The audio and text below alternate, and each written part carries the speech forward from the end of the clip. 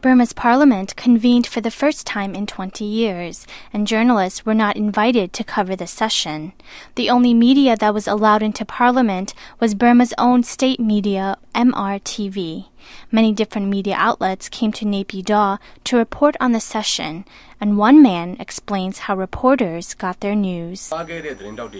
Since journalists were not allowed inside the section, journalists waited until delegates came outside after the event to ask them about the session.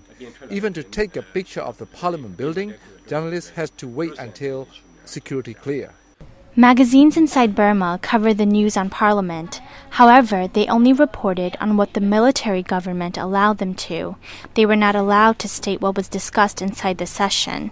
This practice is far from a democratic government, says veteran journalist Ludu Sengwen.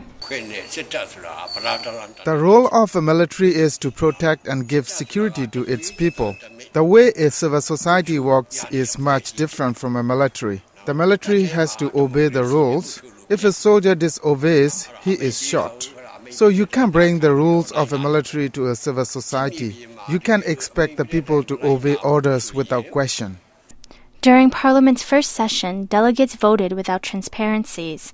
The voting was not supposed to be reported in the media. If citizens cannot know the real news or the real truth, then there is no such thing as a legitimate vote. If the people don't know what's right or wrong, then they won't be able to decide who to vote for.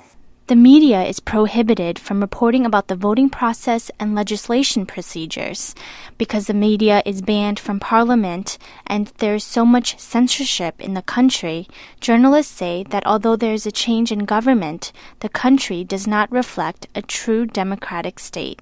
For Voice of America, I'm Kaylin.